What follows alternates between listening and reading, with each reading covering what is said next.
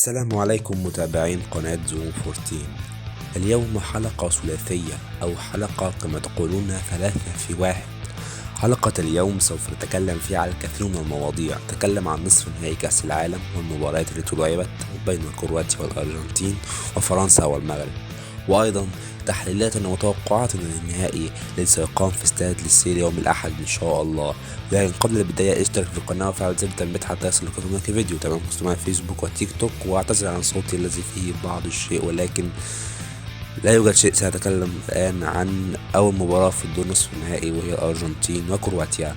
المباراة انتهت بثلاثية للأرجنتين، ولكن المنتخب الأرجنتيني فاز بتألق لاعبين ميسي وجوليان فرايز بتسجيل ميسي الهدف وصناعته للهدف، وأيضا جوليان يسجل هدفين، وكان متسبب في ضربة الجزاء الهدف الأول ليونيل ميسي من ضربة جزاء. ولكن عندما نتكلم عن كرواتيا في الجهة المقابلة يجب أن نذكر المنتخب الكرواتي لم يلعب مباراة ممتازة.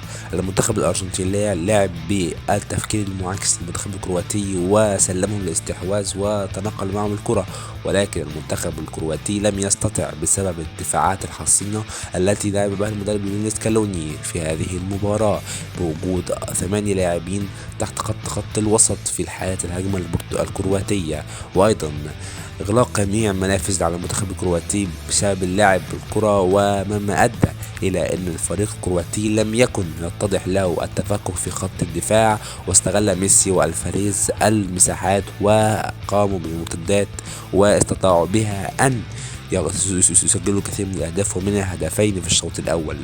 ولكن مع مرور الوقت المنتخب الكرواتي فقد حسه في المباراة شيئا فشيئا، والفرص لم تلوح على مرمى إيميليانو مارتينيز حارس الأرجنتين، ولكن الأرجنتين كانت هي الأخطر، كانت تصل بشكل أسرع. هجمات المرتدة كانت تنتهي على مرمى المنتخب الكرواتي.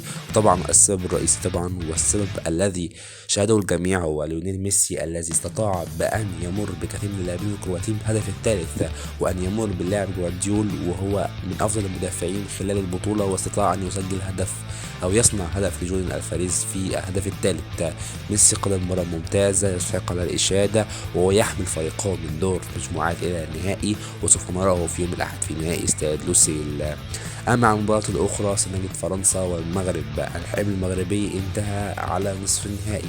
المنتخب المغربي قبل أي شيء يجب أن نشكره ونشكر الجهاز الفني ونشكر وليد الركراكي، اللاعبون الشجعان الذين قدموا بطولة للتاريخ، قد رفعوا سقف طموحات العرب في كل البطولات والمحافل الدولية، إنهم يمكنهم ويستطيعوا أن ينافسوا على البطولة مهما كانت الخصوم ومهما كانت الصعوبات. يمكنهم أن يصلوا إلى المربع الذهبي لأي بطولة ومحفل عالمي رغم المنافسين الأقوياء الأوروبيين أو حتى من كبار قوم أوروبا. ولكن المنتخب المغربي قدم مباراة رائعة رغم الهزيمة من فرنسا. يعني المنتخب المغربي قدم مباراة بطولة ممتازة على جميع المستويات، وضع الفرص أمام المرمى الفرنسي، ولكن فرنسا كان لها عامل الحسم. ولكن الهدف الفرنسي الأول في أول المباراة كان له أثر على المنتخب المغربي عن طريق ثيو هرنانديز، وأيضا الهدف الثاني الذي أنهى أحلام المباراة في نهاية الشوط الثاني. ولكن من أبرز اللاعبين خلال المباراة خط دفاع المنتخب المغربي الذي استطاع أن يضغط بتقدمه على المنتخب الفرنسي، وأن يحتجزه في بعض أوقات المباراة في ملعبه، وأن يضع عليه الهجمات. وهذا ما نشيد به على المدرب وليد الركراكي الذي قام ببطولة رائعة يشكر عليها، وأظنه سيستمر مع المنتخب، وأظنه سيقدم الأحلام القادمة بإذن الله بمنتخب متماسك وقوي وبه مترابط قوية جدا. أما عن المباراة النهائية فالمباراة النهائية أو قبل المباراة النهائية عندما نتكلم عن المباراة الثالث والرابع يستقام يوم السبت بين كرواتيا والمغرب، وهو لقاء متكرر من المجموعة السادسة في المونديال التي كانت تضم المنتخبات كرواتيا والمغرب، وكانت المباراة انتهت بالتعادل السلبي. ولكن الآن لا يوجد تعادل سلبي، يجب على الفريقين يلعبان بشكل جيد للفوز بالمركز الثالث، وأظن أن المغرب طبعا هي الأقرب.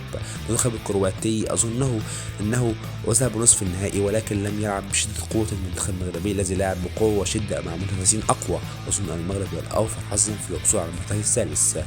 أما في المباراة النهائية بين الأرجنتين وفرنسا فالنهائي مهما كانت قوة الفريقين أو مهما كانت الفوارق الفنية بين الفريقين هناك حسابات مختلفة للنهائي وطرق مختلفة للعب النهائي، وكل فريق يفكر في الفريق الآخر ويدرسه بشكل جيد جدا. المنتخب الأرجنتيني نعم يمتلك فريق أقل من المنتخب الفرنسي، ولكن المنتخب الفرنسي أيضا به كثير من العيوب أو له بعض العيوب، وهي خط الدفاع المتقدم الذي يمكن أن تضربه خصوصا المساحات التي خلف فيها هرنانديز، وبعض أيضا المساحات في قلب الدفاع. ولكن قوة المنتخب الفرنسي تكمن في هجومه القوي وترابطه من خط وسط وخط الهجوم.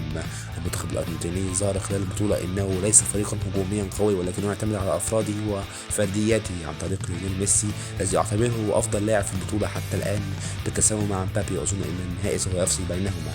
أما على الجهة الأخرى فقلب خط الدفاع الأرجنتيني قوي، ولكن يحتاج إلى زيادة عددية قوية لكي يواجه المنتخب الفرنسي القوي العنيد في الجاحية الهجومية.